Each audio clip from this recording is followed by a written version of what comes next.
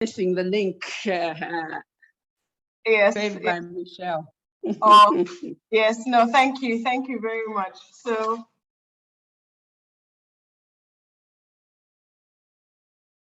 I will start with a brief introduction, and then we shall start the session. We have a few participants, but they're joining, but it's already 10:10, so I will just start, and hopefully the rest will join us as we go along. So, excellent. Yes, good morning, ladies and gentlemen. Thank you so much for joining us again for session 5 of our Pearls of Wisdom. Just to give a brief introduction,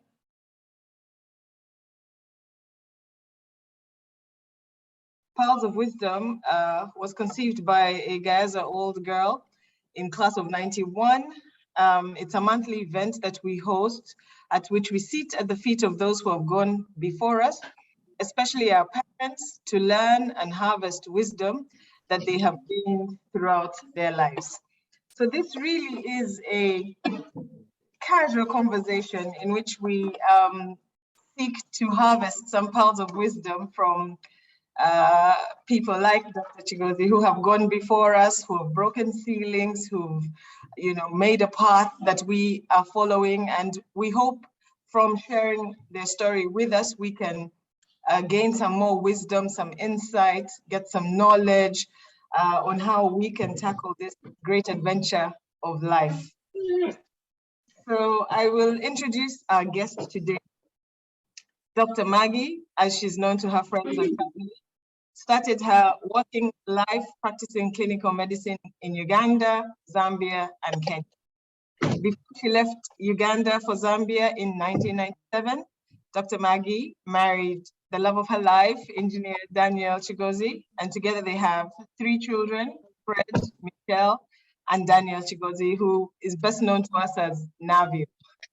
Unfortunately, engineer Daniel died suddenly in 1994, and that actually was the trigger for her transition from medicine into the corporate world. So while she's had a number of positions since then, the most notable is probably her 11 years tenure as the executive director of Uganda Investment Authority, which she led from 1999 to 2011. This experience obviously provided a unique private sector interface experience and an opportunity to work closely with the government of Uganda and throughout the East African community in an effort to introduce and refine relevant investment policy and sustainable transformational change. Being a true Gayaza girl, Maggie also has a passion for gender equality. She quickly recognized the inequalities in investment and entrepreneurial landscape in Uganda and used her platform at Uganda Investment Authority to set up the Uganda Investment Authority Women's Entrepreneur Network. This is one of the achievements I understand she is proudest of.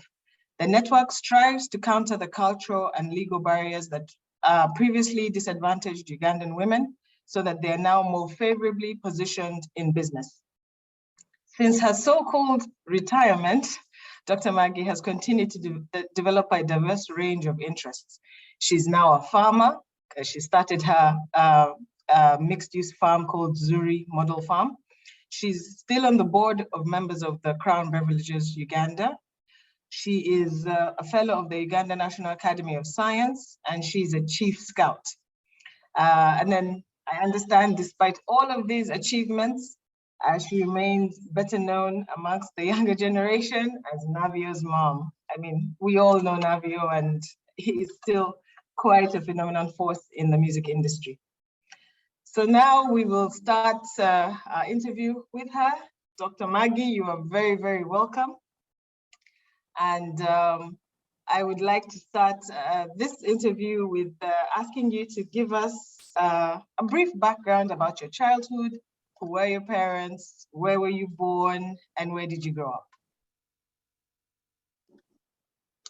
Thank you, Akusa. And I'm really happy, always happy when I'm with young women, and also especially Gayaza girls. Oh, thank you. I mean, we're special. Yes, yesterday we launched Hilda Kadria's. Hilda, can you hear me? Yes, we can hear you loud. Yesterday. Yesterday, we launched Hilda Tadria's book. She wrote a book mainly about her feminist journey. And the Gayaza girls were all there of all ages. So it was really nice as well. Yes. So I'm happy to be here. Yes, my childhood was interesting. I was born to Mr. George William Blick, a civil engineer. What I most remember from him is traveling all around the country. He lived in Jinja, Fort Portal. I was born in Fort Portal. He worked in, Gulu. And so we were all around. And I think for anyone, that's a great experience on killing tribalism and people's ideas that, they actually do this. And you actually discover they're very nice people. And they actually don't do all those things that everybody talks about. That's true, yes. My mom was a dressmaker. Oh. Yeah, so I was so well dressed as well. In fact, to date, you would have been calling her fashion designer. But at that time, she actually went to school and did tailoring as her course in Kenya. Oh. And she made beautiful clothes in a very short time. So if I needed a dress, and you remember the mini skirt days, all you needed was 3/4 of a meter, and my mom would quickly rip up a dress for you, and you're off looking very smart. So that was my mom, very hard working. I had 4 brothers. Okay. 2 older than me, younger than me, all very handsome, very popular, all those. So my childhood, I was challenged. The boys did all kinds of things, and we shot guns, we rode bikes, we climbed trees, and I was with the boys, and so that was my childhood. First in Fort Portal, then we moved to Boyogerere. So I grew up in Boyogerere, which is now part of Kampala and very, very busy. But at that time was a nice village setting with forests and very nice neighbors. I had a very nice childhood, I must say. Okay, no, that sounds very interesting. I think the one thing that I remember outstanding about you is that you also participated in motocross. So you rode a motorbike and competed as well.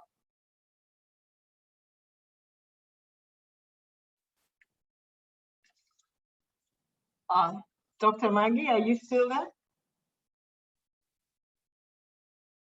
We may have lost her briefly, but just give us one moment.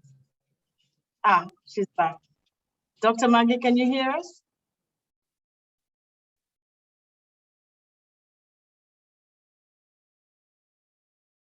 Hello?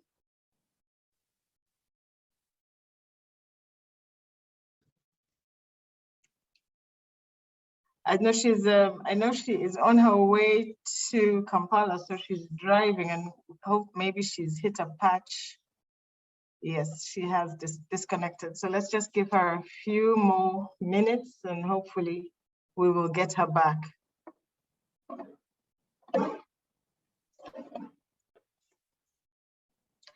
But welcome to the rest of our listeners.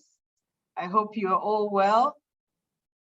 Okay, I think she's back with us. Hopefully she'll let us know. There you are. And I will stay with you. Okay, there you are. I was just saying before we got disconnected that I understand you were also into motocross and you competed alongside your brothers. That's true. I was the Ugandan lady champion. Oh, and wow.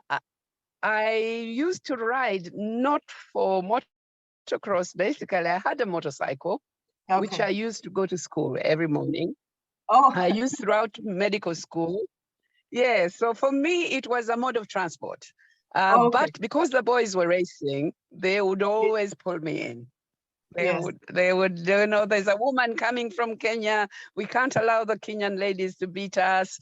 So then I would be, but otherwise I did not like the races. It was very hot, it was very dusty, and it was very noisy. Yes. 3 things I really don't like. Yes, that's true. No, it's one of the sports I can assure you that is still very, very virgin land for ladies. Motorsport still in Uganda is looked at very much as a man's thing. So it's really impressive that even way back then you were competing internationally, you know, in motorsport. And your parents obviously were fine with this given their history with sports. So I can imagine they were encouraging. Yes, they were. They were. My mother could ride. They could both ride. And my mother especially was a sports fanatic.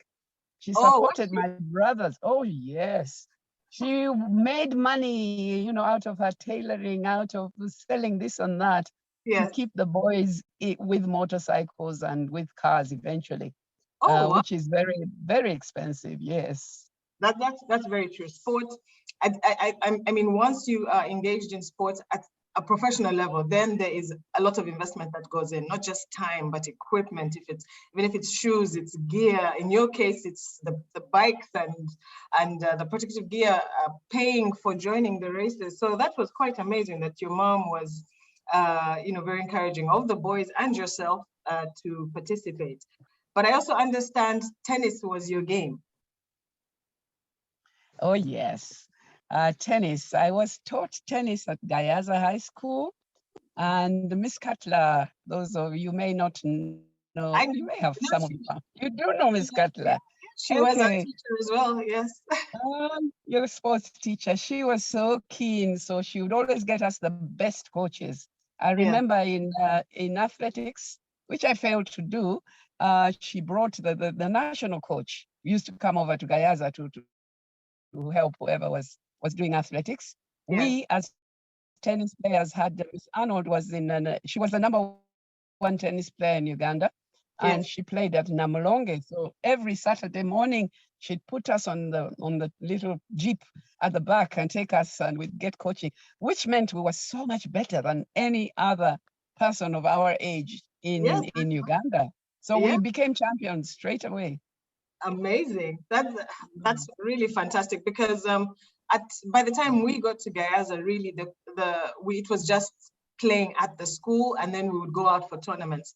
But we had a number of teachers at the time I was there. At least I played a bit of tennis, and at the time I was there, we had a few teachers, male teachers especially, who liked to play tennis as well. This was obviously under the guidance of Miss Katla, because she was head of sport.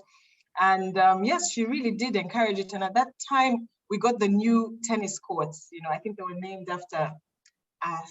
I think he was one of the champion. Arthur Ash. Ash. So they named tennis courts after him. So we were there at the time of their inauguration. So we had some brand new courts on which to play. No, that is phenomenal. And did you continue with sports later on? Do you still play? Oh, absolutely, absolutely. Except like with everything else, I am very curious and I try new things. But as soon as I got to Makerere, my tennis went down, because medical school, you study until about 7 most days. So you have ward rounds starting at 6 p.m. So there's no way you play tennis. And tennis is all about practice. I discovered that the hard way when I started losing to the young Gayaza girls. There was Anne, there was Florence, there was some, you know, new ones coming along who had all the time to practice, and I had absolutely none. So I had to change the game. So I got an opportunity. There was a tennis coach that Idi Amin brought to Uganda, and from China, a table tennis coach. So I picked up table tennis, made the team, and that I could play after 7 p.m.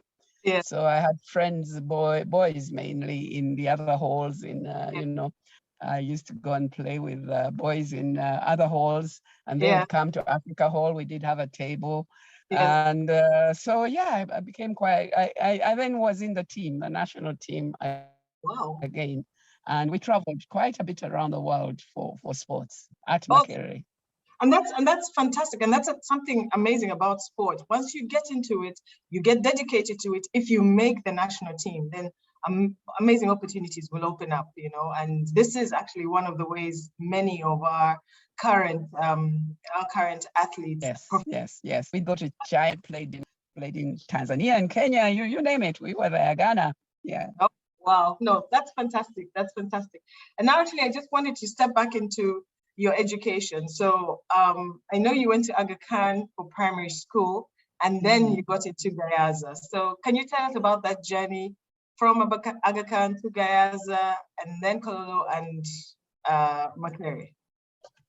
Interestingly, I was at Aga Khan, and all my friends, Judy, Winnie, were applying to go to Gayaza. Okay. My mother was a strong Catholic.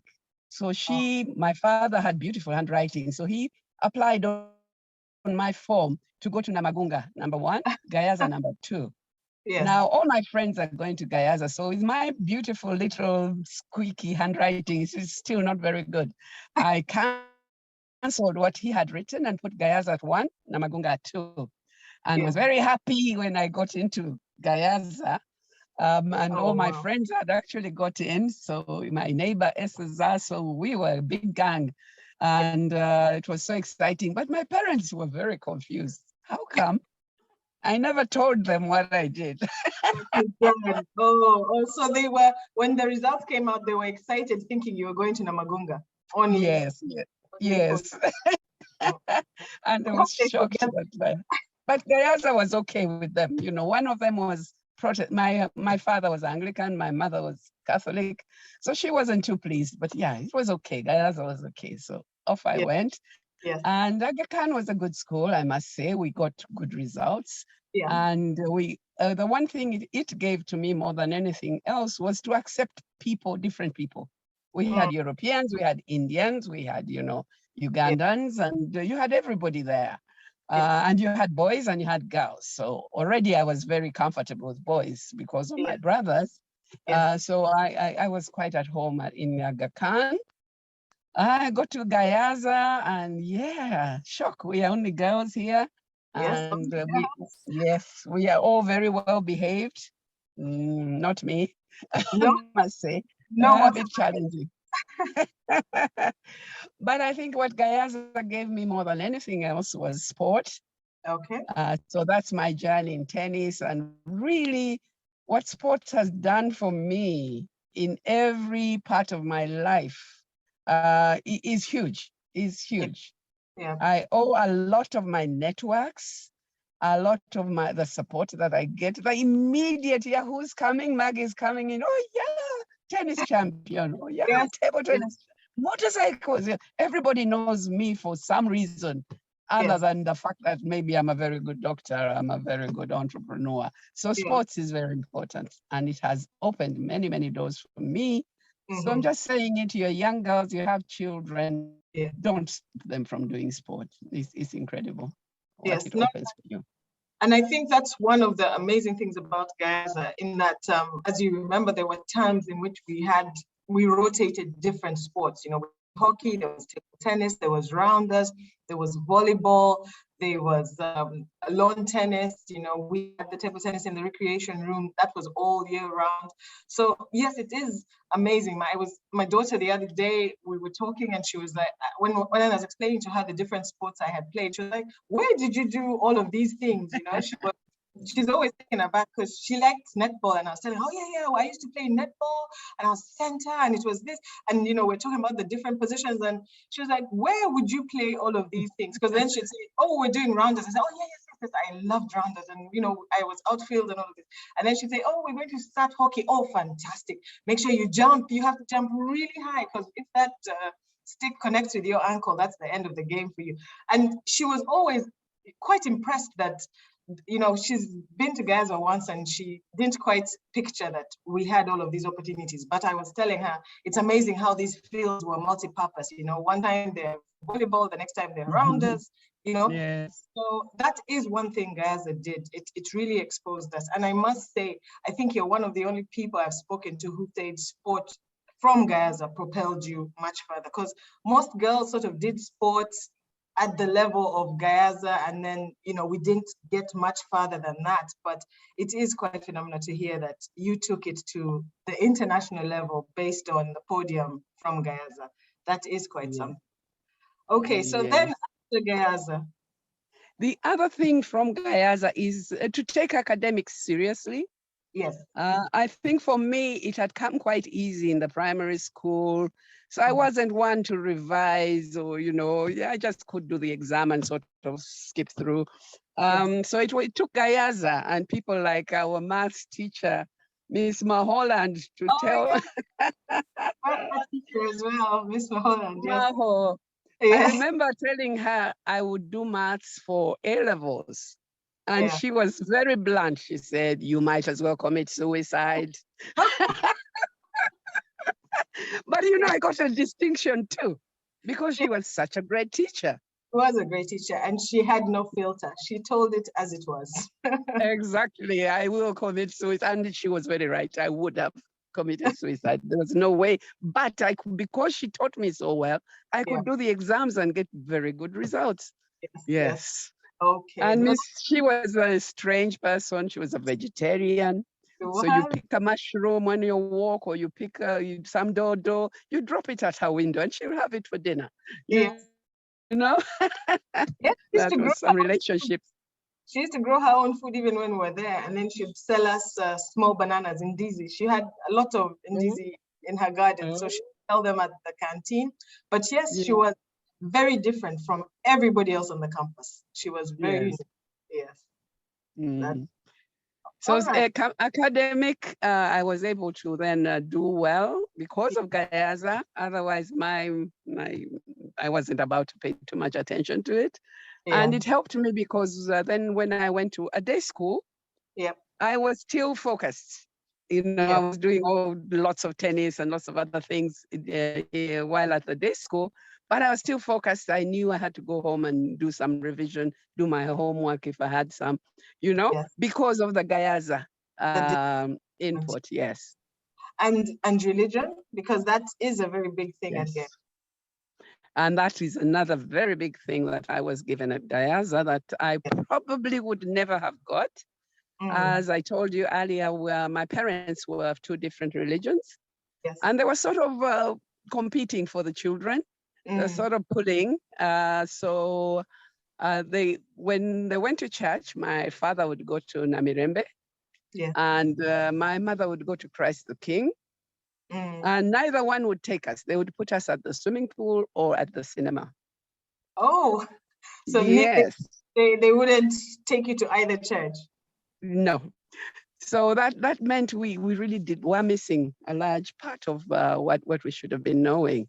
And so when I went to Gayaza, they filled in the spaces that I had missed. You know, I was in the choir, the chapel choir, and I also was in the traditional one. We had a great trainer who taught us Chiganda dance and drumming and all that, Chichiga dance and all those. I was part of that as well. So, you know, religion for me, the 10 Commandments, for example, it very clearly sets out what my own life should be. Yes. You know, you don't do that and you don't do that. And you clearly, you know, so for me, that was very helpful. The religion part, we knew the Bible, of course, from A to Z. We did it as a subject. That's religious knowledge. It was useful. Yeah, with our assemblies every morning where we had basically a mini service before the start of school. Exactly, every day. So do I assume you then became Anglican? Yes. As I told you, they're very keen to take us to their side. But once it happens, they don't fight back. Neither one fights back. So I was conveniently going to be confirmed at Gayaza High School. And that was fine. My mother quickly made the pretty dresses and, you know, came to attend. And it was okay. And my brothers went to Namiryango. Oh, okay. That's more Catholic. My brothers were Catholic. Yes. Yes, my brothers were Catholic, some of them. Yeah, so we each somehow took wherever it was convenient to be. That's been an interesting dinner table when you talk about Christmas and Christmas plans. what was going to happen at home.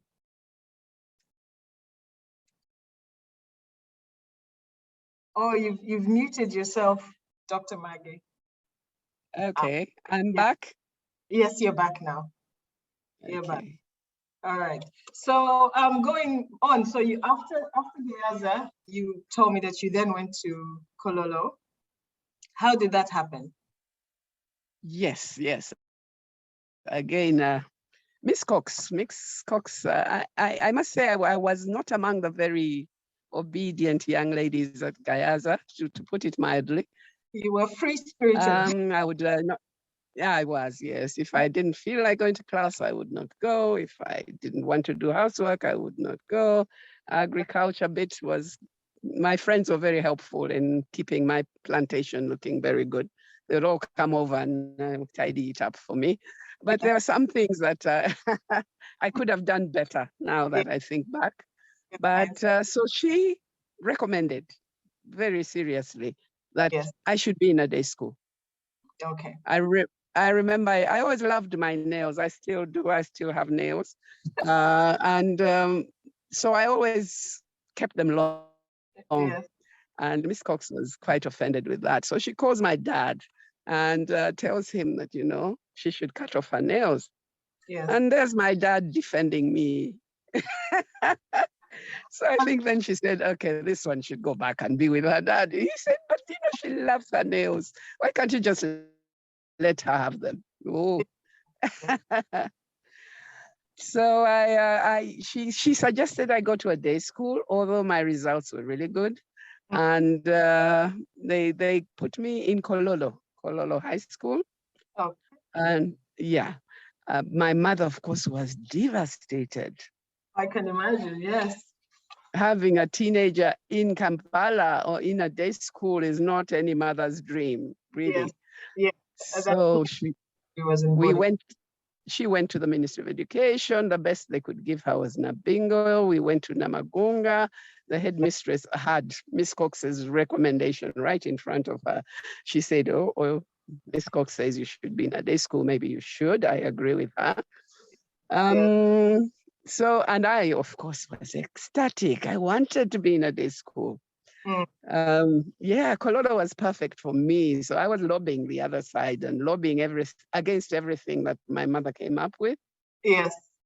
So I ended up in Kololo and great time. Yeah.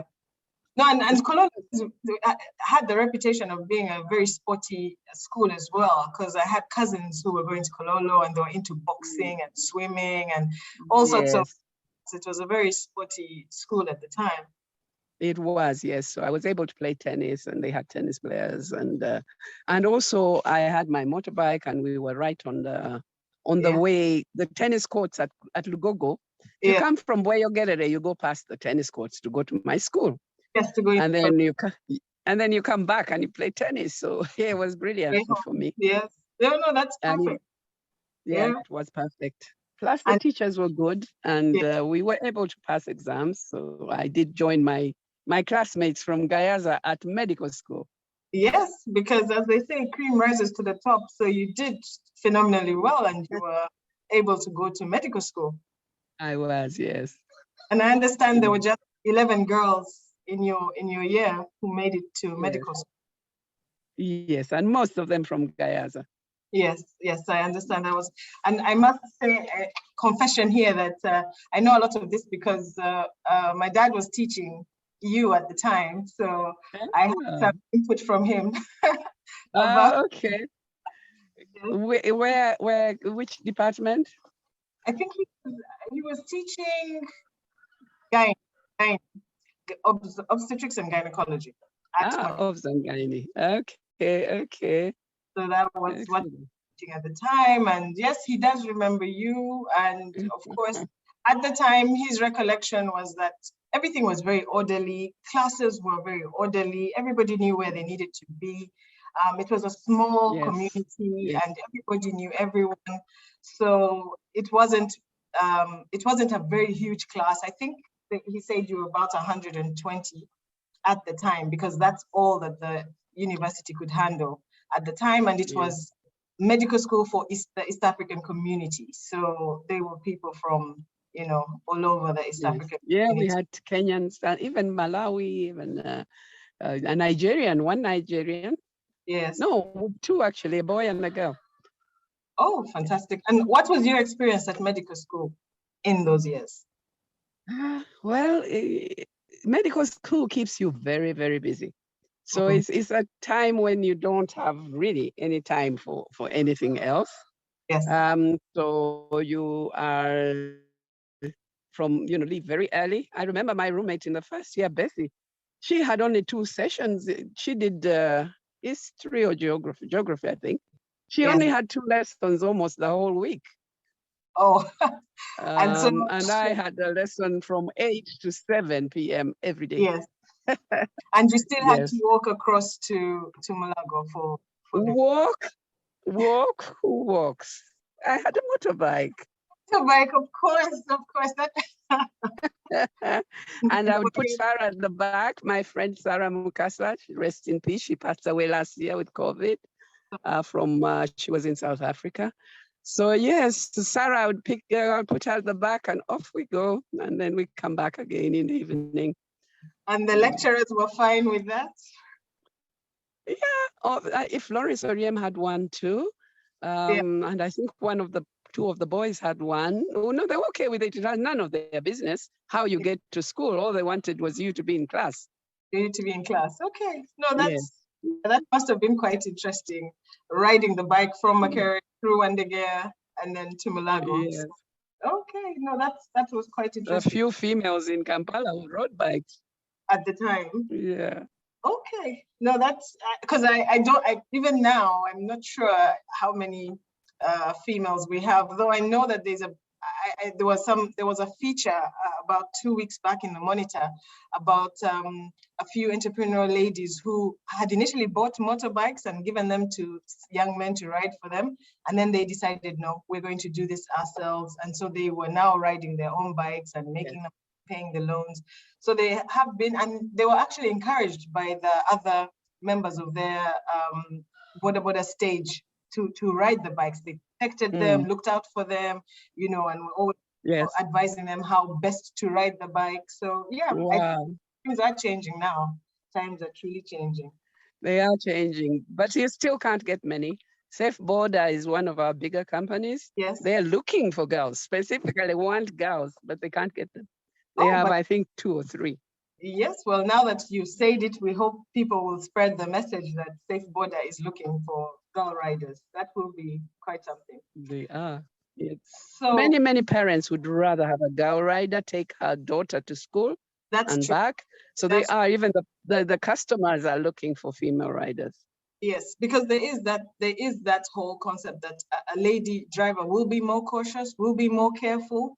And of course, there is the usual risk of having a man riding your young girl to school, what could happen. So yes, that makes sense to have a number of girls. So was it at medical school that you met Engineer Daniel? No, it was a little earlier. Oh, earlier. Yeah, because I played tennis.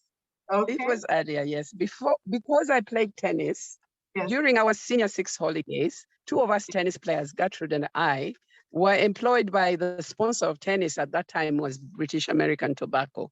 Okay. So we were employed, and we were working in BAT. We were at reception. So I was the telephone operator, she was the receptionist. And then they would swap us around for anywhere there was a slot that they needed someone.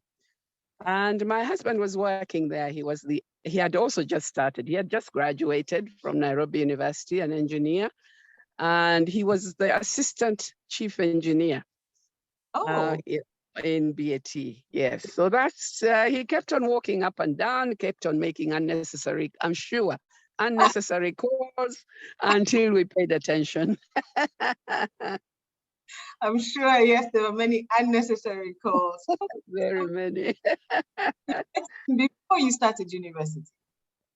Yes, that was the long vac that we get after senior 6. Yes, we don't start school until July or August, somewhere there.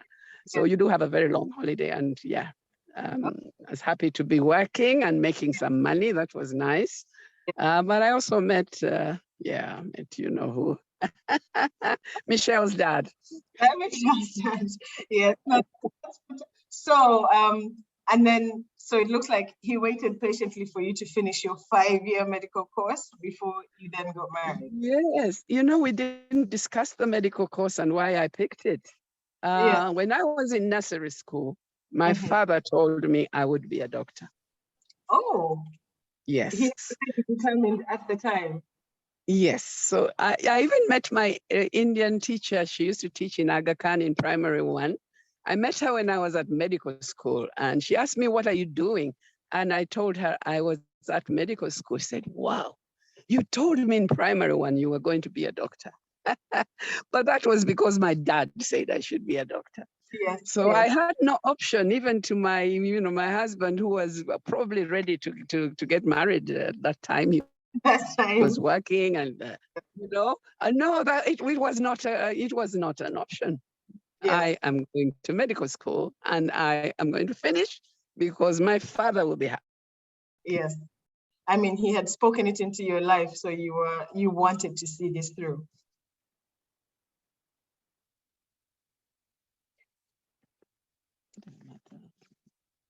Yeah.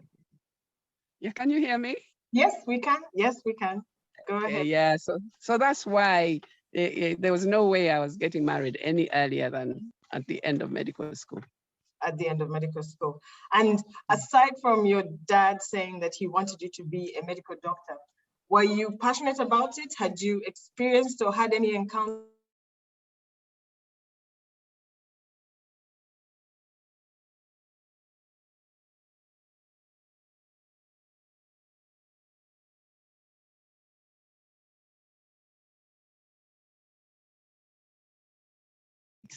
Were. Yeah. I never was so passionate about, being a doctor as they were. I managed to get through. I managed to get through the exams and everything. But for me, the passion was missing. So I think it would not have been, I would have picked something else. I've done much more interesting things since then. Since then. Okay, and that's quite interesting because medicine is one of those things, not only because of how long it takes, but also what it involves that requires indeed total passion to practice and be a part of it. And so it's interesting that you went through with the whole 5 years, because many people would get to the 3rd year and say, obviously this is not for me, and, change course at that time. But you went through with it all despite not being so passionate about it. And that was quite gritty of you, because there is a lot that goes into 5 years of medical school. That's good, true. Okay, so, and actually it's at this point where I would then want to ask you a few questions about schools and how this may have had an impact on how you guided your children about what they wanted to do. How do you think the schooling system in Uganda at the time either encouraged you or led you to doing medicine, and how different did you do it with your children? Yes, the schooling system in our time, we were very limited, and people thought if you had the capacity to do sciences, you should go one way. If you had the capacity to do the arts, you should go somewhere else. And if you had, maths, would also take you somewhere else. And they really didn't think it more than that, any more than that. What your passion was, what you're really interested in, was never considered. So because you got the grades, you went to medical school. That's where the people who got the grades went. I know my friend Zulu was such a fantastic engineer. She really would, she repaired the ions and the little flash bulbs and whatever we had that wasn't working very well. So she would have been a brilliant engineer. But because she was also so bright, she went to medical school. She's okay. She's a doctor today. Hi, Zulu, if you're listening, or your kids are listening. She's okay. But I know she would have been a brilliant mechanical engineer. But that never, you know, she was, because the top brain went to medical school, so that's where we were. Yeah. Yeah, Whether depending. it was ideal for you. Well, because of the passion for my dad, Yes. it was perfect for me as well. Yes. Yeah, I would hate to disappoint him. He was such a great man. Yes. He was such a great man. And that does have a bearing on most of us when wanting to please our parents and, you know, tick the box that I have done something that they can, when they go to the family meetings, they can say, yes, and Akusa is over here, please come forward. This girl here is the X and Y and Z. I know. But then, and with your children, was that the same thing? Did you speak into them a certain career, or were you more free-spirited? I was a lot, because of that, I was very, very free-spirited. Yeah. So Freddie was very, very good at English. He was writing. He was, so we focused on, you know, we allowed him to choose what he wanted to do. And he ended up doing that. But later on, he also moved on and added, you know, MBA. So combine it with business, and that's working well for him. He can still write beautifully, he can still speak beautiful English, but he can also, you know, be in business. And we worked in a number of places. Michelle, on the other hand, you know, she was passionate about medicine. She always was, but I was a little bit saying, you know what, you'll always be poor. We do tend to be, as doctors, poor. We don't make much money. And I did tell her that, are you actually planning to be poor? You know, can't you pick something else where you make a lot more money? And but she was really passionate. She wants it. And she seems to have been able to find where you do medicine and you actually get paid as well. So she's not here in Uganda where you don't get paid. You're expected to work for 24 hours or 36 hours, which we did. And the payment is really miserable.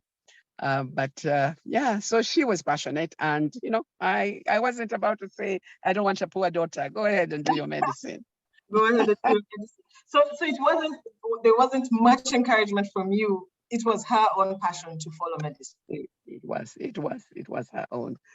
And then, of course, the musician. That's who everyone. You know that I'm favorite mom for all the musicians. Because you know, I could have taken Danny wherever I wanted to, but I allowed him to do medicine, to do music. Music, yes. Yes. But I was not that great. I really wasn't that great. I still demanded he get a degree. Yes. And because of his type of music, the degree was not in music, you know. Yes. He wasn't, he's hip hop. You don't need a degree in hip hop. No. Oh, you have muted yourself, Maggie. You've muted. Okay. All right. Yes. Am I back? Yes, you're back. Yes. So I was telling you that there was no music degree that he could do for hip hop, which is what the area that he's in. Yeah. But I still insisted he should have a degree. Yep. And maybe I was wrong there. Now I think about it, I could have been wrong, because not only me, that he was in a group of 4 or 5 sometimes. And they were doing really well. They were winning awards. They were traveling South Africa, North Africa, West Africa.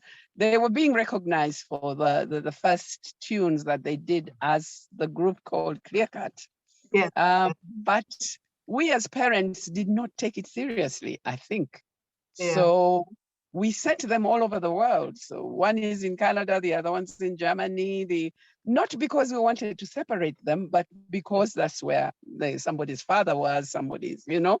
And for me, that's where I could afford to send Danny to school. Yeah. Michelle was already in a very expensive medical school in UK, so Danny had got some kind of scholarship, partial scholarship in the UK, but I couldn't afford it. And South Africa was the next best option. So yes, he went to school in South Africa. Yeah. Not good for his group, but good for him as an individual. hip hop is strong in South Africa, and he was able to then begin to be recognized there. Yeah, yeah. And that is a challenge. I mean, bringing up children who want to go the unconventional way, if I could say it, is always going to be a challenge, because for us, there'll be a lot of unknown, you know, and he'll be saying, oh, this is what I want to do as a hip hop star. I'm sure you didn't have much background. I suppose if it had been sports, you may have had, you know, a better say, but hip hop was something that was outside of your realm. I mean, personally, I think Clear Cut should have stayed together. Yeah. They were fantastic, but I know, I mean, I have a son who wants to play football professionally, and it is something that we're, you know, trying to grapple with and see how best to help him. But we are also trying to insist, make sure you get your grades in, make sure you do A-levels, make sure you get a university degree, because that's what we know as a safety net. That's what we know as should that fail, plan B is that, you know, you'll be able to get a job behind a desk and a computer and, you know, for your children. So, but you know what, Akusa? Yeah, things have changed. They have. They you can get a degree at any time. You can still go at my age today and get my degree at Makerere as a private student. So even that is now no longer the case. And my time it was. If you didn't go in at the time you were accepted, there was no alternative later. But even for Danis, maybe we could have, as parents, allowed them to try their skill, and then they could go back to school later. But I must say, we never even thought about it. As parents, we were not really together. We were not communicating. We were not looking at them seriously. Yeah. So, and but for you, I think he should play football when he's young. He should play football today, not when he's 25, but he can get his degree when he's 25. That's very true. And that's one thing that I suppose bringing them up now in this generation where there's a lot of options for professions. And there's lots of things that you can do, like that. There's a lot of IT and there's a lot of sport. There's a lot of content providing, internet-based businesses that are very different from the conventional professions that we are used to. And this is one of the challenges that parents we are facing, being open enough to let children of this generation be of this generation. We are so used to our generations and what was expected of us, and we're trying to bring children up in a generation that is very different from where we are coming from. And so having those two alongside each other continues to be a challenge. But you are right, things are changing now. You can come into university much later. You can do it online. You don't have to be physically in one place to get a degree from there. So these things are changing, and we as parents sort of have to change our outlook to that.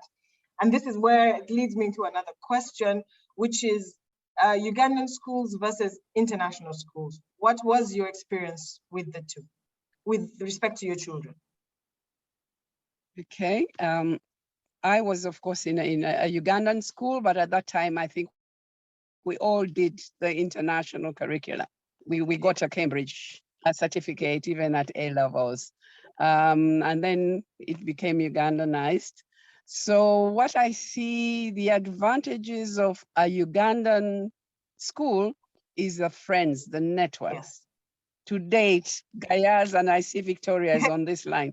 Gayaza 64, we are together. We have a WhatsApp group, we communicate, same as Kololo, same as Makerere. So those networks for the children that are going to school elsewhere, of course, some international schools are here, but they may have fewer number of Ugandans.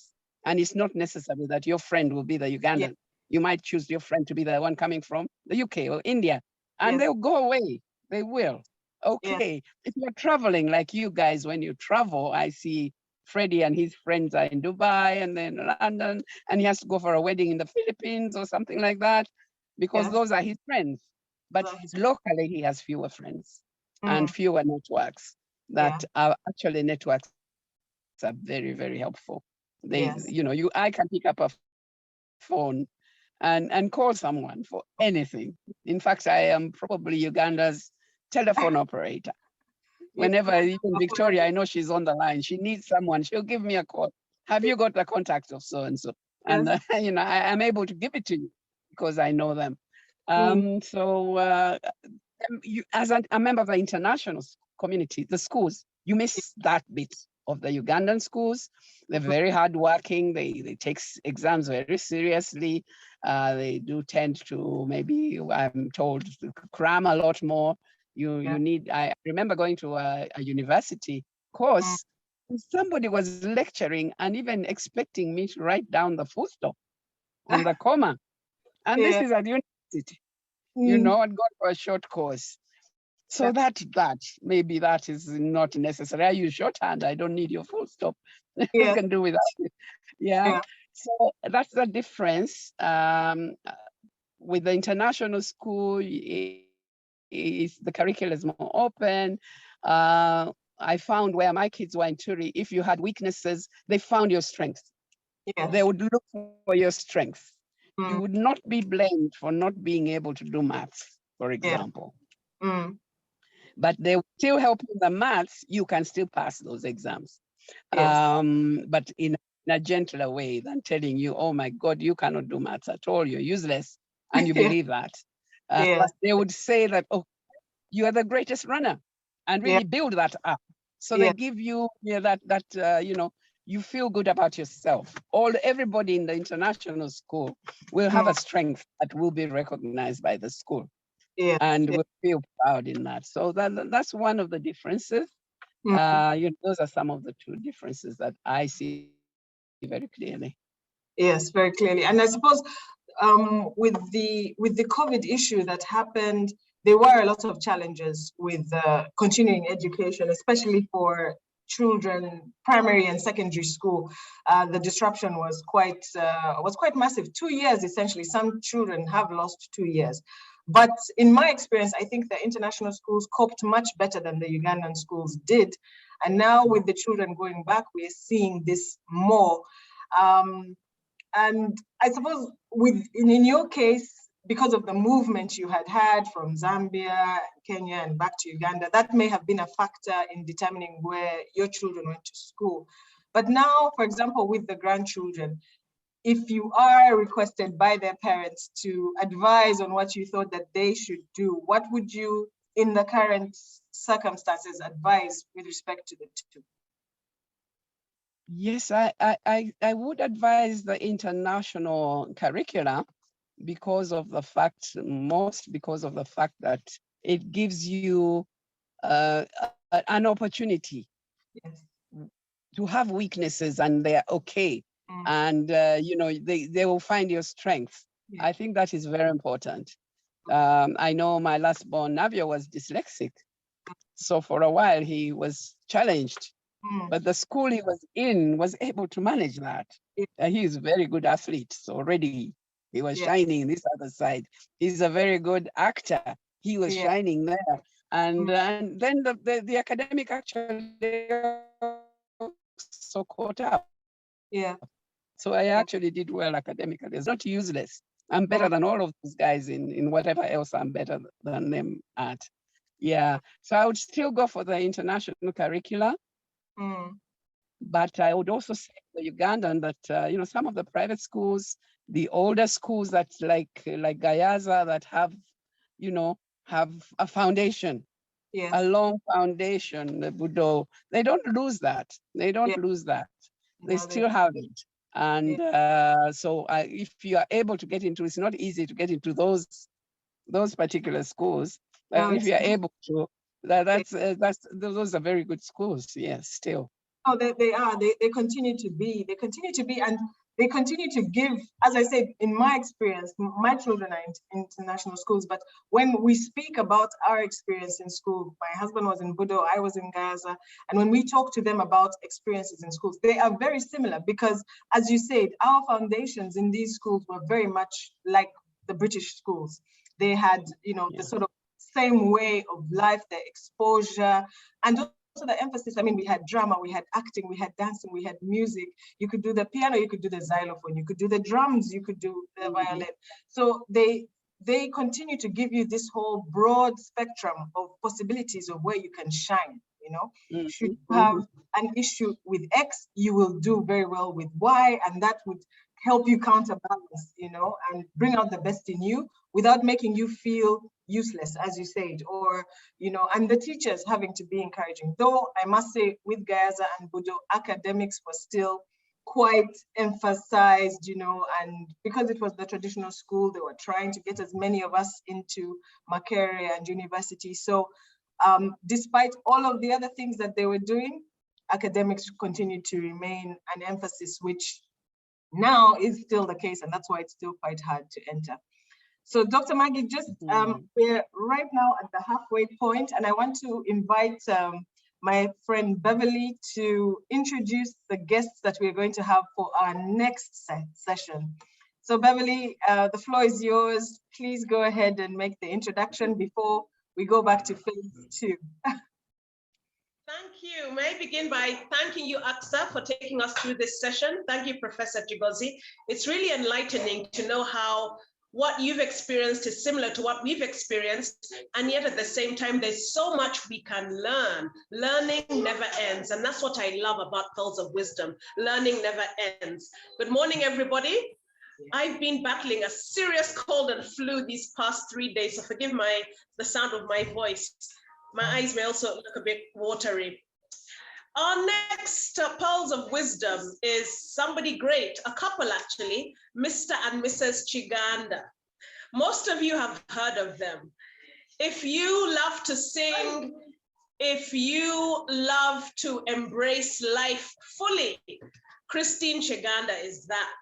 I recently found out she's an author of an integrated English series, secondary curriculum in Uganda, but she's a really proud Gayaza girl, member of Kampala Singers, somebody who just takes life fully. And she's a mother to one of our very own, Sanyina Chiganda. Her husband as well, Mr. Chiganda, is well known. And if you know of Uganda Batteries Limited, he manages that. I know that for many of us who drive, our cars have been blessed by the service of Uganda Batteries Limited. Those are our guests for our Pearls of Wisdom in April. Because Easter falls in April, the date hasn't yet been scheduled, but we shall get a specific date as soon as possible and share that with you. Thank you so much. And Akusa, over to you. Thank you for the time. Thank you very much, Beverly, and we look forward to the session with the Chigandas next month. So back to Dr. Maggie. I now want to come to the point of the transition. Obviously, this is one of the things that everybody has noted about your career. You were a medical doctor, and then you essentially pivoted into the corporate world and scaled it, you know, all the way into Uganda Investment Authority and beyond. And so I know the story, but I would like you to tell us or share with us the story of how you then pivoted from the medical field into the corporate world and what that experience was for you. Dr. Maggie? Okay, yes. So medicine was also very interesting. I only did internship in Uganda because of the political challenges we had. I was able to then go to Zambia. Well, we worked in Zambia for about 3 years. Okay. Came back a little bit, my husband did, for the, during Lule, you know, Professor Lule, when he was president. Yes. They invited my husband back, so he came back. Yes. You can hear me? Yes, we can hear you. We can hear you. Okay, so he came back, but he left us in Nairobi. And unfortunately, he could not stay very long in Uganda because, again, Professor Ole was off and Obote came back. Yeah. So when he came back to Nairobi, we seem to be losing you. I think we're losing you. The university degree that we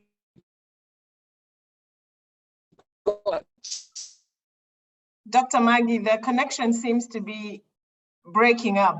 We seem to be breaking up, Dr. Maggie.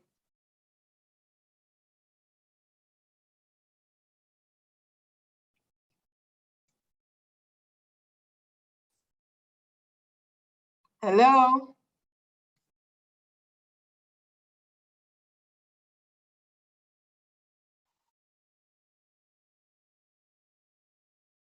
Okay, we'll just wait for Dr. Maggie to come back. In the meantime, do we have the Chigandas online? Could you say hello as a precursor to our next month's session?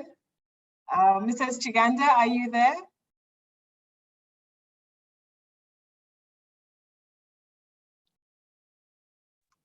Okay, I am. Hello. Yes, I am. Oh, hello, hello, hello to both of you. Hello. Well, great to say hello. I'm afraid I can't stay because I'm in Dr. Semmambo's funeral service Oh, at yes. the American Cathedral. Yes. But I was just able to pop out and say hello. Please do. And I'll be very happy to meet you all next month. Yes, we look forward to that session with you and your lovely husband, who I also see is online. Hello, Mr. Chiganda.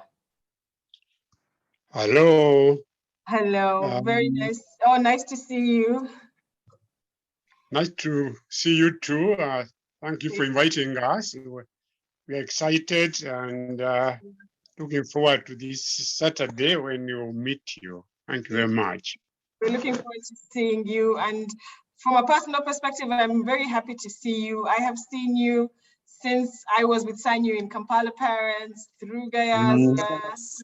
So Yes. I have observed Yes. you. And I look forward to hearing your story when we have our session with you. Thank you very much. And we look forward to listening to you then. Thank you very Thank you for much. inviting. Thank you. And sorry for your loss, and we hope he will rest in peace. Okay. Thank you. Bye-bye. Dr. Bye. Maggie, Bye. Dr. Maggie, are you back?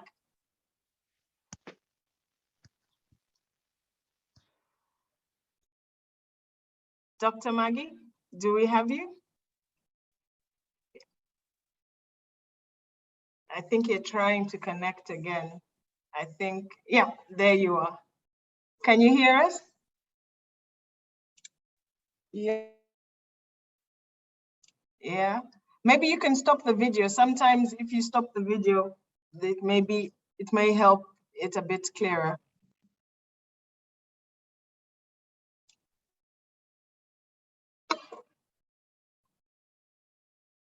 Can you hear us?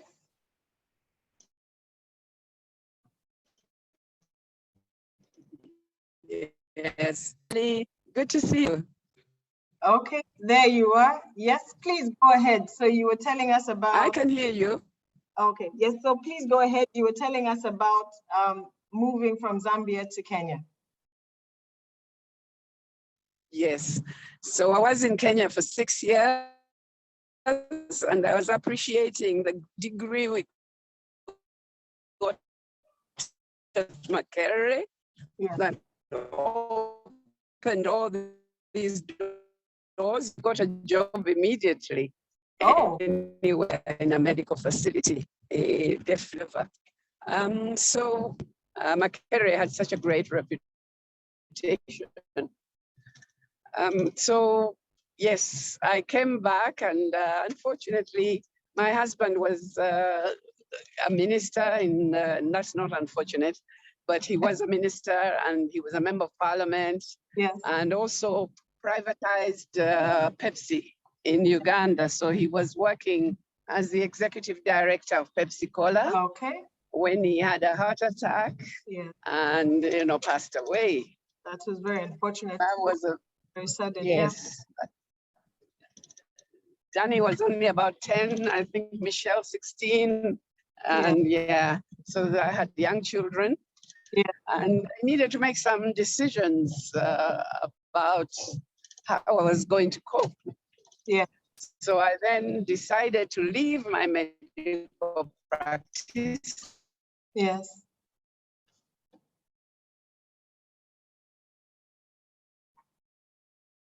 Was looking after all the MD, a lot of the army. So I had to make a choice. Yeah. And I decided to go to try my hand went to Pepsi Cola. The other thing I want you to learn is, have you got a will, guys? Made a huge difference to me that my husband had one. Yes. Where he stated clearly that, you know, he had his wife and he had his 3 children, and we were to run whatever it was he was doing. Yes. So I went to Pepsi, tried to take over. I didn't know a thing. Of course, I didn't know a thing. Yes. But I learned on the job. So for the next 6 years, I was marketing director, working day to day at the factory in Pepsi. In Pepsi. Actually, if I could just take you one step back, because you've made a very important point.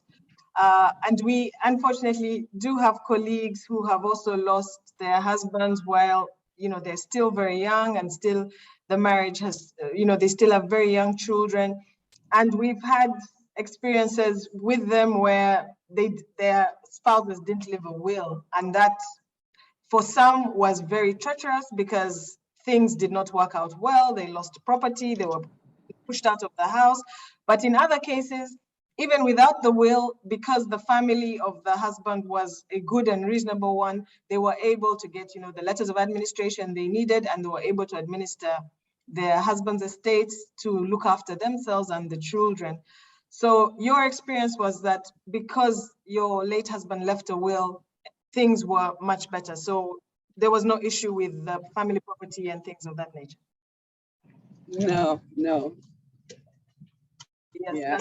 That's well, I had an understanding family. Yeah, my husband's families, most of them are understanding. So there was not much of a problem. Yeah. Yes. No, I think we need to. That's something that everybody needs to have, a will, so that in case the inevitable happens, before you're ready or whatever, it's very clear what you want done with your property. Yes. So please go ahead. And in this generation, your generation, is not only the man that can have property, you as well. So the will is both ways. Yes. So to the young Gayaza girls here, make a will, say of your plot or whatever, and your children have. There are some things that people are going to fight over if you don't make it clear. Yes. No, that is very important. Yes. So now you are at Victoria Bottling and a marketeer. So how, on top of the hands-on experience, did you go to school? Or did you take on some courses? Were they transferable skills that you had from the medical degree that helped you transition? Yes, absolutely. Medicine is very useful. First of all, those 2 little initials before your name, they say something. Oh, they already are saying, yes, she is probably bright. Yes, she probably understands, you know, so that you're not starting at such a low position. It also gives you a lot of people skills. We handle patients, we handle nurses, we handle people. So you have a lot of people skills. It also teaches you to smile to the patient. So just that character. My board had to sit and think, where is she best placed? And, you know, they said, okay, she should be in marketing. Those are the very skills we need for someone in marketing. But of course, I knew absolutely nothing about marketing, nothing about finance. So yes, I took short courses.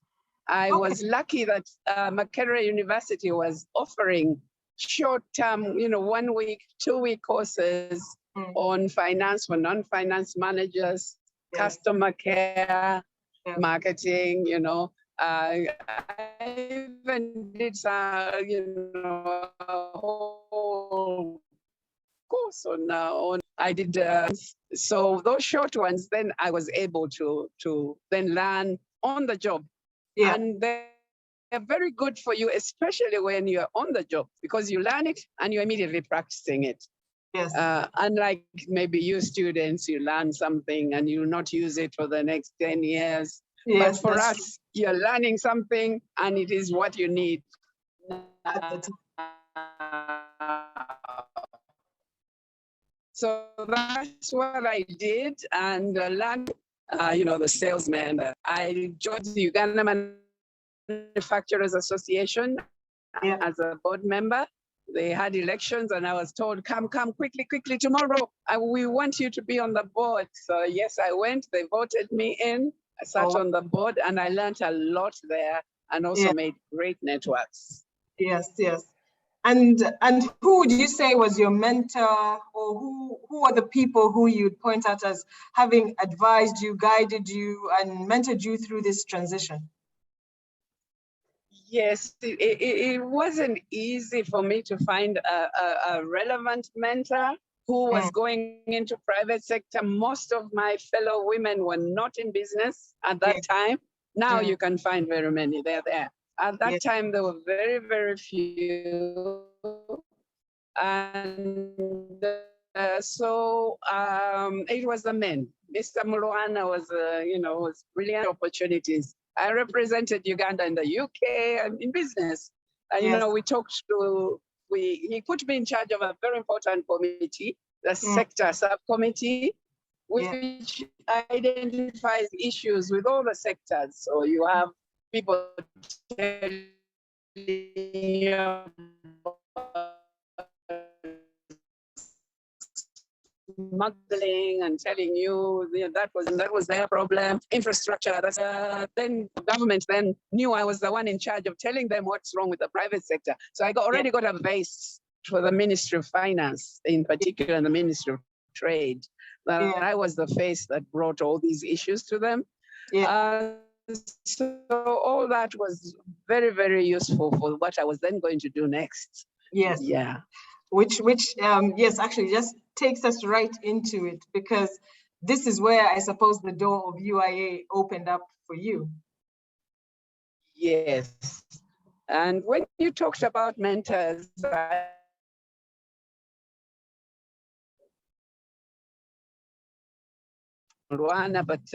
for me,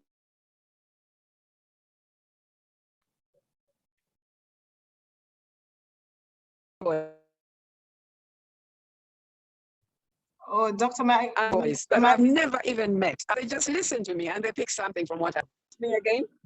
Yes, sorry, could you please say it again, because we lost you. We lost you when you were just talking about mentors.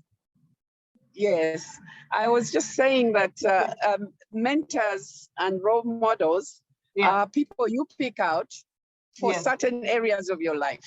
Yes. There's no one role model, one mentor that will address all the questions that you have. That's not true. Everyone has lost their husband. I can help on, losing your husband, but not everyone has done that. So you need a different person. And I find that me, because I'm so frequently in the media, so many people say I'm their role model or their mentor, but I've never met them. Yeah. So they are picking these things either from TV or from, just what I say.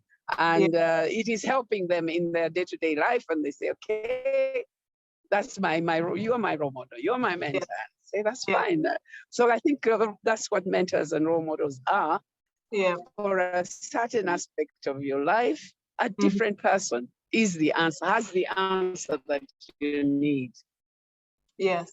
And that's very true. I find in my profession and the way my career has been going, I have needed different people along the way to help me, guide me, those who have had experiences that I am going through at the time. Indeed, it makes, to me, it made all the difference when I was speaking to somebody who had an experience like the one I was going through at the time.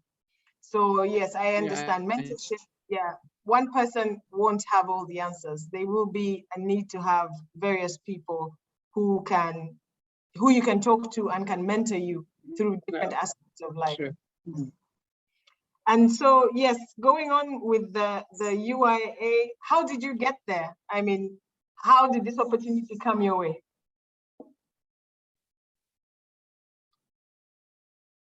Yes, who you talk to? Yeah, friends are useful. And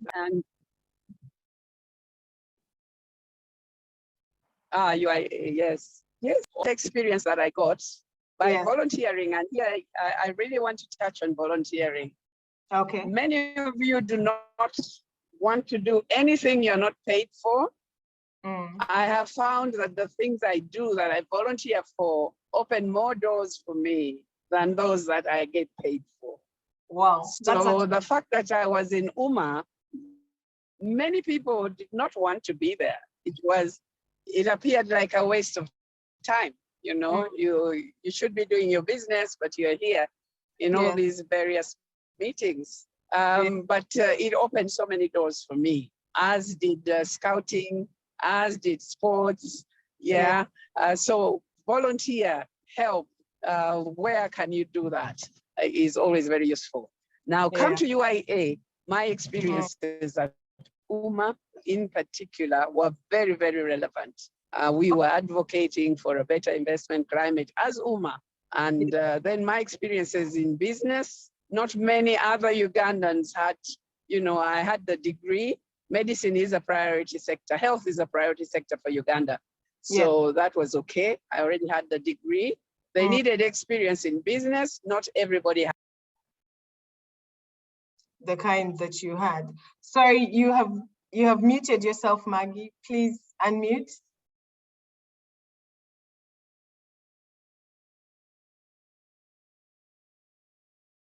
Dr. Maggie, you've muted yourself. Could you please unmute?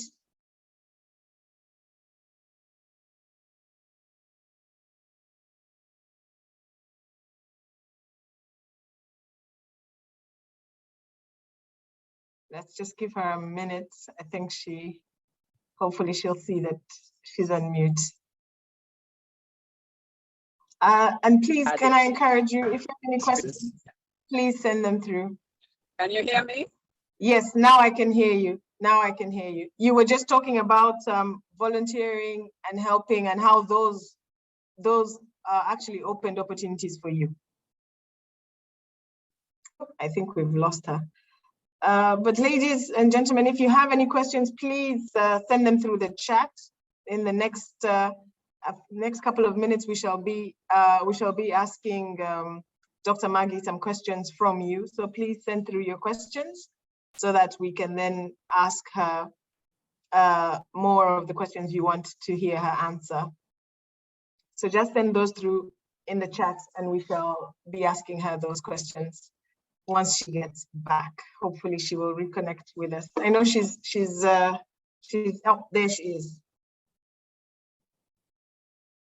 Yes, Dr. Maggie, can you hear us? Are you back? Okay.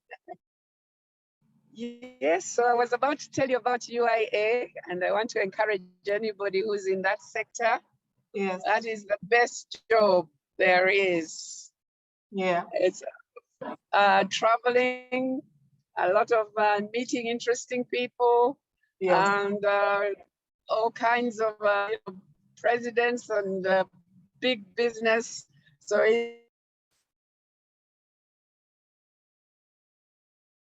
yes, there must have been a lot of opportunities, because for us who are watching on the sidelines, it always looks that I really enjoyed.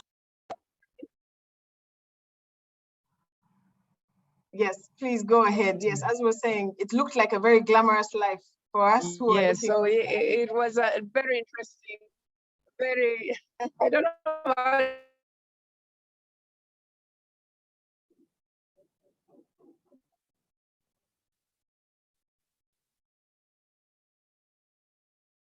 I think we've lost her again. Hopefully she'll be able to connect shortly. But please send your questions through. I will arrange glamorous is very hardworking as well. Children were a lot bigger. They were now in trouble. So I know work-life balance is always a challenge. Yes.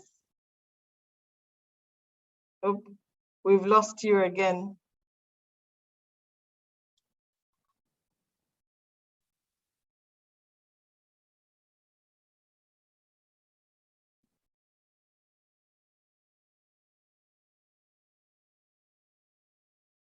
I think, Dr. Maggie, are you back? I think your signal keeps jumping on and off. Hello, can you hear me? Now I can hear you. Now I can hear you, but we got disconnected a while ago. You were just talking about UIA and the travel and opportunity. Okay. Yes, yes. It really was a great time. It's a job that I enjoyed quite considerably. And yeah, I would encourage anybody who had the same sort of skills to apply. To apply to work in that sector. For it next time it comes around. Can you hear me, Dr. Maggie? Can you hear me? Yes, I can hear you now. Okay, so yes. Could you tell us about, can you hear me? Yes, I can hear you now. Could you tell us about the Women's Yes. Entrepreneur, Okay. the UIA Women's Entrepreneur Group, yes? Yes, when I joined UIA, I knew I was coming from business myself, and but they were, I asked everyone there,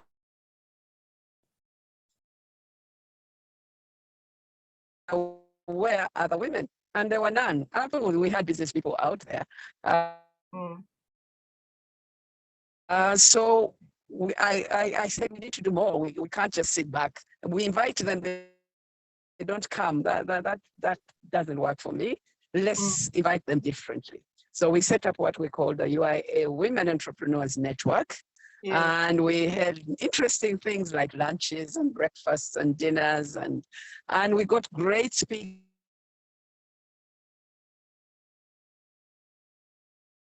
You know, we built their capacity. They need to come and talk to them about taxes, and really taught them a lot. So, and also gave them the opportunity to themselves speak at various fora, the Commonwealth Heads of Government meeting. And so our business women were out in the media. We had media with us all the time. So they were being interviewed, their stories were being put out there. And yeah, I'm so excited. The results were just unbelievable. They grew, they are doing wonderful things. They are in big businesses now, not those small ones they started with. Because all they needed really was information, knowledge, and support. And that's what we gave them. Yes, and network, because they just needed to have access to certain people, certain places, certain opportunities in order to thrive and grow. And I suppose that's what business is all about, the networks. Yes, the networks. I remember one event where we were having a dinner, and Green Hill, she's a Gayaza girl, actually. Her name starts with V. Yes, I remember the principal, the headmistress. Yes, I recall her. I just know her. Anyway, she needed curtains. She was sitting next to Nina, but she would not get money until the kids came in on Monday. That's when everyone comes in with the school fees. So because she was sitting next to Nina Interiors, Nina said, "Come, I'll give you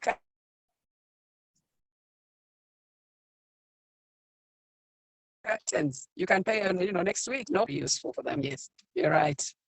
Yes, and that is the opportunity. If you have the opportunity to be sitting next to Mrs. Karagava, and you have a furnishing issue, having a conversation with her to allow you to agree on a payment term that is flexible to you would obviously open up an opportunity for you to be able to get that product that you want in a way that you can afford. And what generally is your message then to young women who want to get into business at this point in time?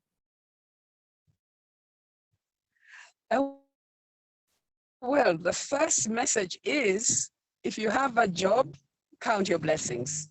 Yes. So many young people do not have jobs. So if you do have a job, be very, very good at it, please. Mm. We employ people and it's so frustrating. You've done an interview out of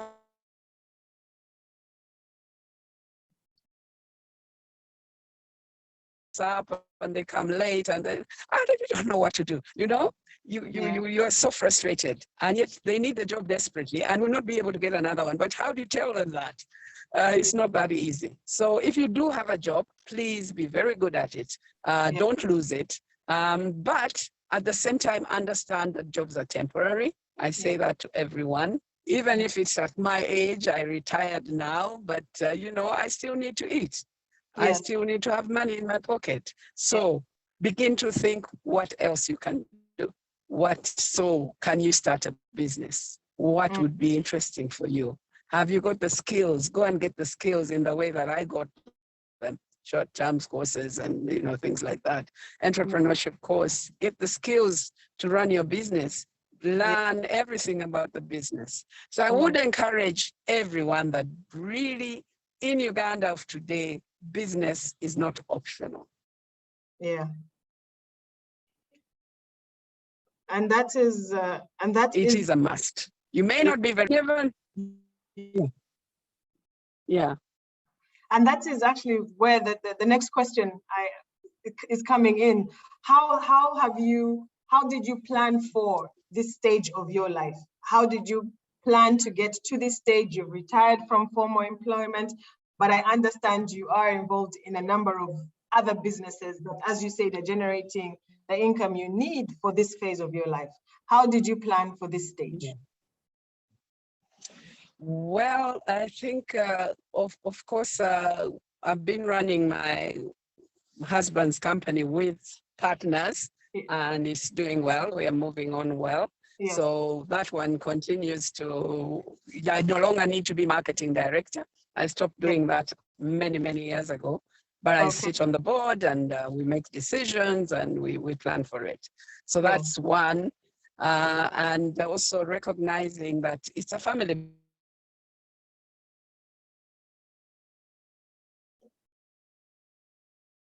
business. So the children are involved. They don't work there, but they know, keep them briefed on what it is that we are doing. Yes. But also I looked at, when I was still very busy at the UIA, I look at the assets. Have you got any asset? I had land. My father gave me some land. My mother gave me some land.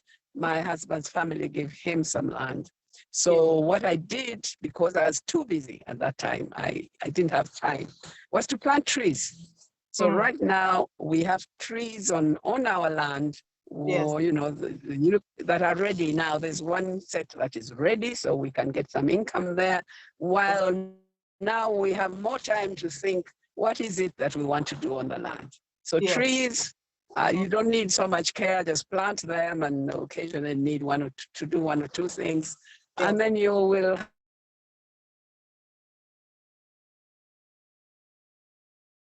harvest and you will make money. And your land issues are once people get onto your land. But if you have trees there, your land is safe. That's true. So it's a protection and an investment. As well, it's a combination of the two.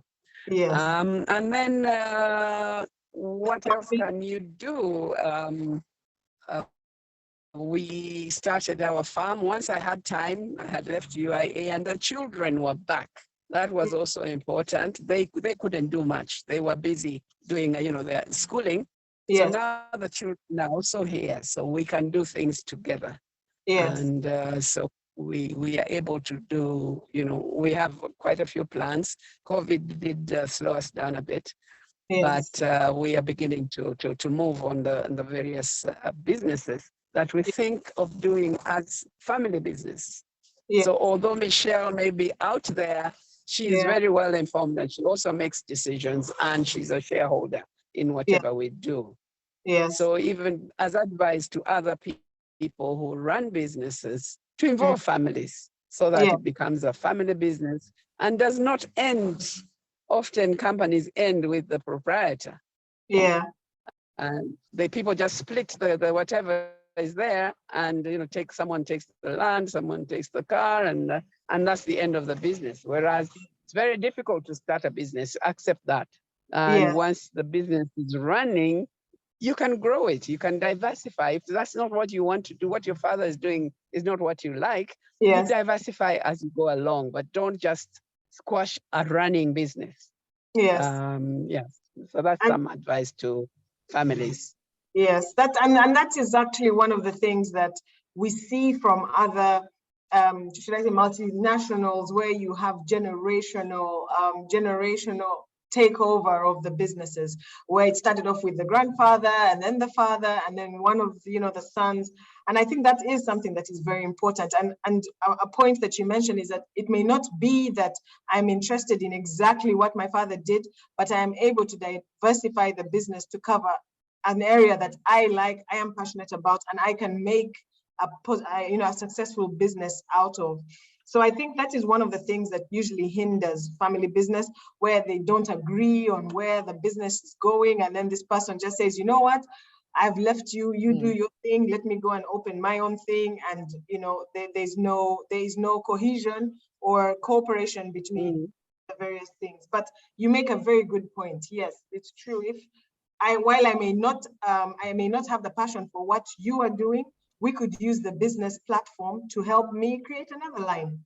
And I would be able to take advantage of the synergies that the business has developed as it started out to develop into what I want to do and cooperate with the rest of the family. As they say, two minds are always better than one. So, bring in everybody, the experience of the grandparents, the experience of the parents.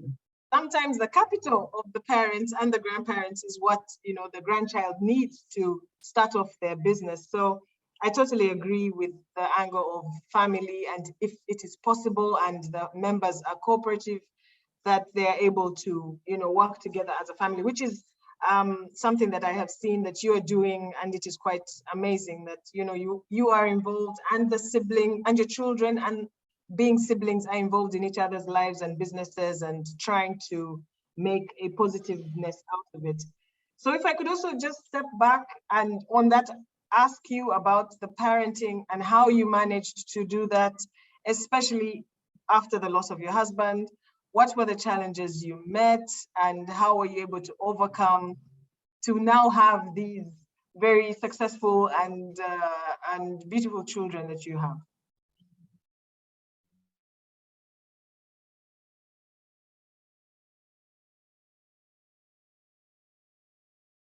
Dr. Maggie, are you there? When Freddie was doing his A-level, I am. Okay. You can't hear me? Now we can. Can you hear me now? Yes, we can. Okay, so Freddie was 18 when he passed away. Yes.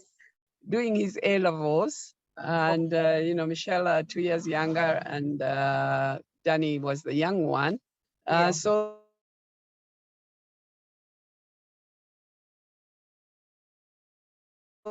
they had been for quite some time. Yes, I did take over. For me, my children have always been my number one priority. They do not compete with anything, not a job, not sickness, nothing else. So they always have come first, and I always put them first. I think a good one who taught me that was Michelle, already was. So she actually went into his class and refused to go into the baby class. But they had a little play and invited all of us to come. I was not able to come until, some minutes later. I was busy treating. I was in Kenya. So I was actually treating Kenyans. Even that came to me, they're not even Ugandans. Why are you missing your child's nursery play? Because you... because of the job. You're busy treating Kenyans. Sorry, Kenyans. So, yes, I never put my job above my children. So if it's a swimming gala, I will manage my job. I'm not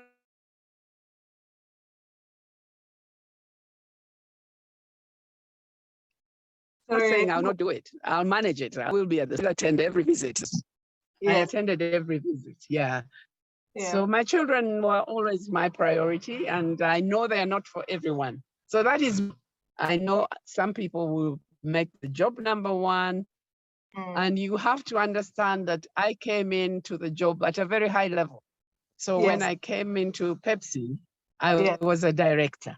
So I was not an employee. Yes, I was working, yes, but I was not an employee. I still could do it on my own terms. Yes. Which allowed you my own terms were my children. And yes, to be there for them, whatever they needed.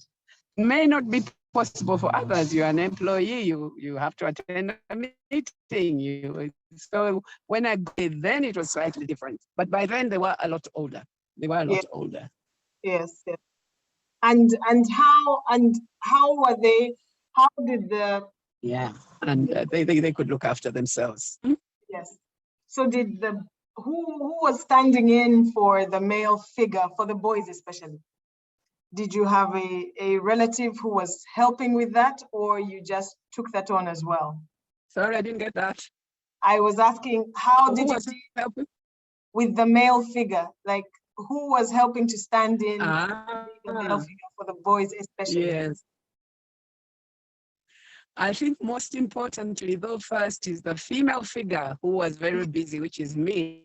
Yes, because you were there all the time. I had a fantastic house girl, nanny, whatever you want to call her. So she, and she was there. And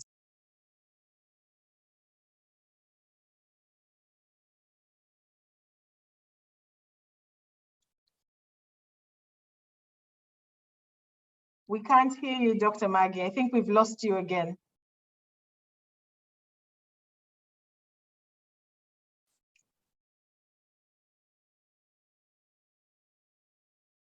Hello, she raised the grandchildren as well. Communicate, she's fine. But she was the one that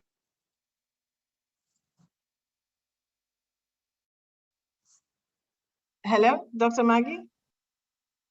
Yes, I can hear you now. Yes, we lost you. So we lost the whole part about your house help who helped you with the children. Can you please tell us about that again? Yes.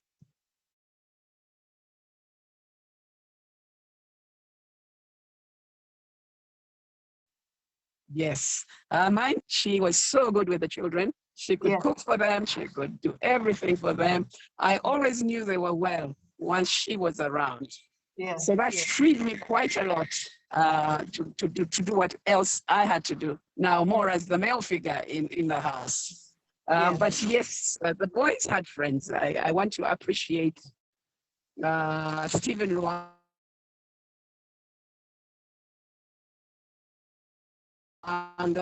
That is Mimi. For Freddie, can you hear me? We missed you. So for Freddie, there was Stephen. There was. We can hear you now. Yeah, this is bad. You can hear me. Yes, I was telling you that for Freddie,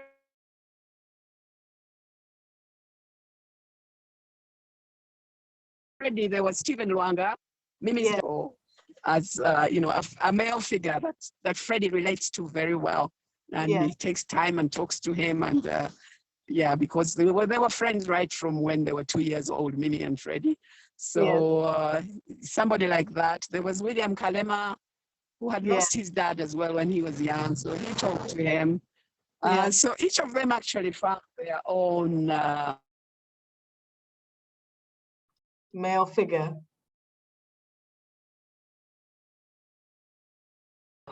Male figures. My brothers are very good, of course.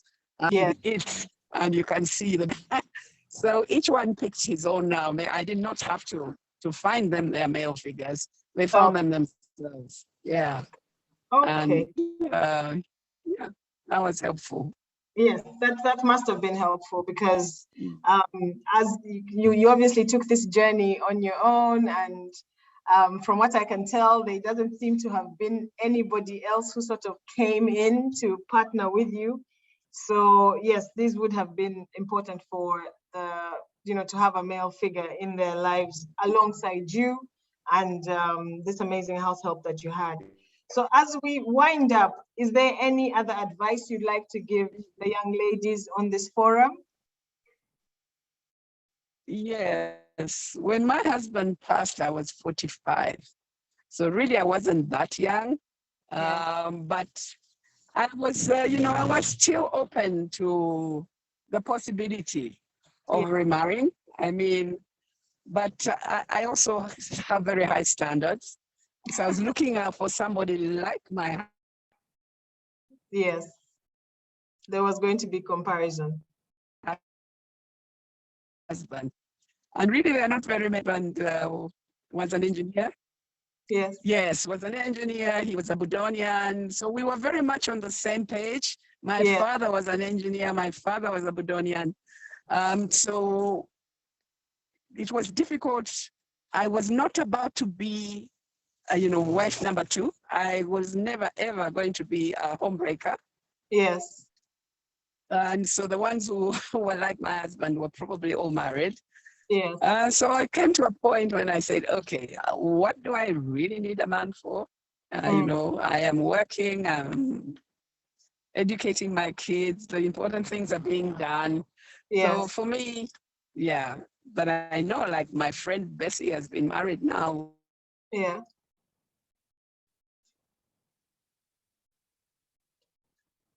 For the third time, it was not easy for it to happen. Yes, yes. And was there any pressure from your parents or friends for you to remarry, or they just let you be? No, actually not at all. I think they just let me be. And that's good. I'm also quite strong-willed, I guess. You giving me advice is not a cup of tea. It's a bit, no, I didn't get any pressure. I think Ugandans are very simplistic. You've got food on your table, yes? Yes. You've got school fees for the kids? Yes. Okay, you're fine. What is the problem? I don't think anybody put any pressure on me, no. Not my mother, not anyone. And that's good. So as we were winding up, I just wanted to ask you, Dr. Maggie, what advice would you give the younger generation, our generation, as we're trying to navigate life, achieve these things that we have seen people like you achieve? We all want to have a good family. We want to have children who are successful. We want to have businesses. We want to look forward to a retirement that's as active as yours. I am no longer formally employed, but I am able to do all these wonderful things. What advice would you give our generation? Yes, to your generation, I already gave a few. One was volunteer. Yes. Volunteer, you will be noticed. You're doing good things. I'm a scout, very important to me. There's almost a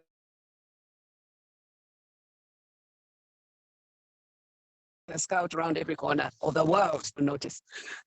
So volunteer. Yes. Or a girl guide. Yeah, that's fine. Girl guides are fine. Your brother and sister. Yes.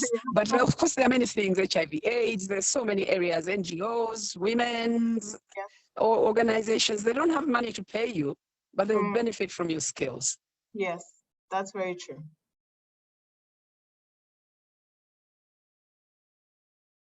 So give your skills, find yourself getting even more help. I remember when I applied for Shell Foundation, to sit on the board. And the gentleman, the chairman who interviewed, and the motorcycle riding. Yeah. That is why he chose me over the other people who probably had better skills. Yes. But for him, that was, you can be a... That's what stood out. I think that's great. And you can stick. So you never know what impresses. Yes. Yeah, that's very... So volunteer was the number one. Yes. And then knowledge. Be learning every day. Don't limit yourself to your little, whatever you do. You're an accountant, finance very well. No. That's not going to take you very far in life. Yes.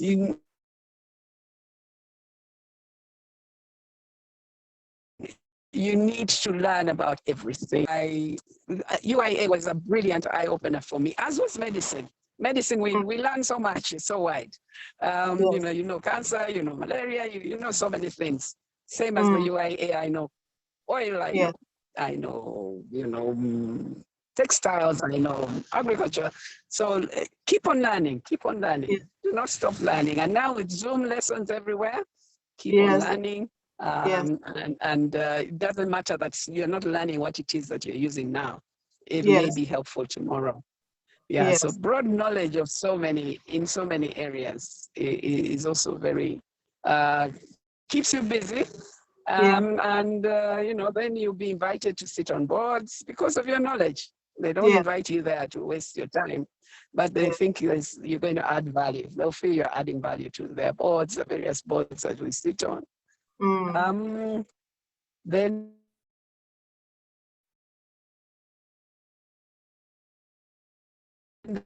there's the simple one of agriculture. Don't leave that in your back garden. Grow a few things. Yes. Yeah, that's very Ugandan, of course. Those of you abroad, maybe you can't grow things, but Yes, not quite in the same way. Yes. here, there's no reason why you can't do this. But otherwise, take agriculture as a business. Then the last one that I talked about earlier is that business is not an option. Yes. As you move towards retirement, what is it that will keep you earning after you leave your job without taxing you too much? So agriculture, if you have some land, let's do something. Start with planting trees. You can grow crops. I have chicken, I have coffee. Yeah. Yeah. No, that is very helpful. I've taken note of that. The volunteering, knowledge, and the need to keep learning. The backyard gardening, that is something, yes, I think all my siblings and my mom are very much involved in the backyard. You just send somebody out there for some dodo, some sukuma wiki, the onions, they're all right there in the backyard. And indeed, business, because, and it's true, you just need to start with something small. Even if it's that I'm going to bring home perfumes, sell to my friends, I'm going to bring some shoes, I'm going to join somebody who's doing a business that I think is a good one. I'll be an investor in her business, and then that will be my business because I've seen an opportunity. She wanted some capital, I have some capital, she's the face, I'm the background, but we work together. I totally believe, yes, business is the way to go. And it's also a way to keep yourself active, other than, as you said, if I'm just an accountant or just that will only take me so far. Engaging myself in something else as my plan B or as my, back pocket, that card that I'll pull out just in case my plan A is not working, I think is very important. And I think you'd also mentioned about the aspect of patience with our generation, because our generation wants things now, today, here. I want to be jet setting across the world like you were today, here, now, So what can you tell us about that? Yes, I think we are very consumeristic. We love beautiful things. Here I hear somebody buys a wig for 6 million. Hey, I think you can use that money better for something else. The wig is probably very beautiful, but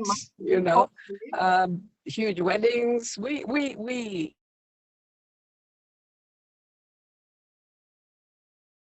love to show off, don't we? Yes, and there were 8 of us. Yeah. Danny had 50 people.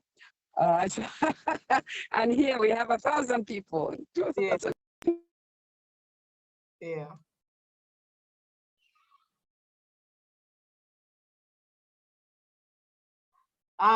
Dr. Maggie, you've muted yourself. Can you unmute?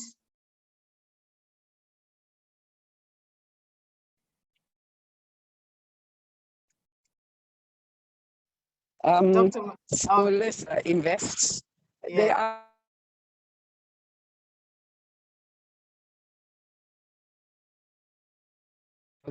if you can leave it there. Okay. Leave it Sorry, Dr. Maggie, we missed you just that your last sentence. Could you please repeat that?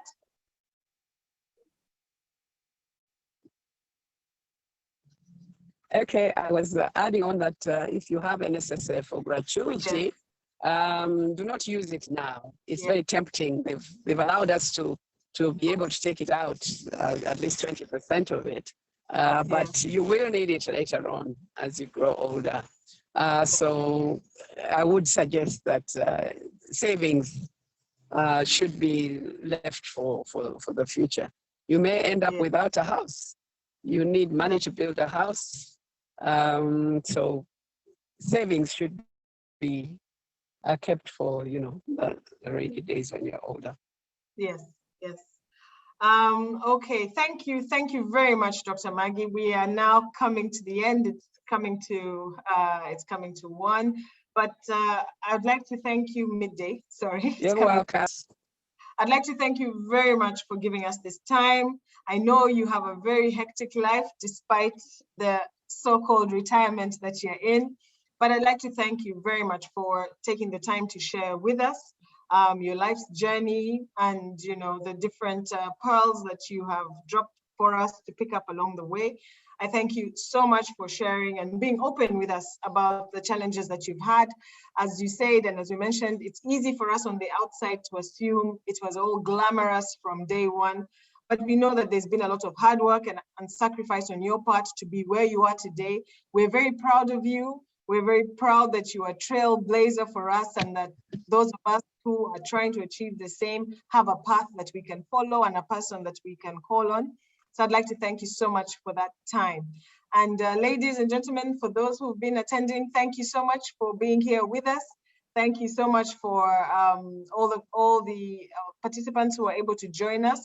For those who haven't, we will have the recording up on Tuesday. We have a YouTube link. I'll be sharing that with you. So if you do need to, if you would like to watch it back or share it with others, we will be sharing that link with you by Tuesday. Thank you very much, Dr. Maggie. I know you have another engagement. Enjoy the rest of your weekend. God bless you, and thank you again. Bye-bye, ladies and gentlemen. Thank you so much for being part of this. Yes, bye-bye. And as we said, we'll be sharing with you next week the details of our next month's talk with the Chigandas. Thank you very much, and goodbye, everybody. Bye-bye. Thank you. Bye-bye. Thank you. Thank you very much for listening. Thank you for being part of this.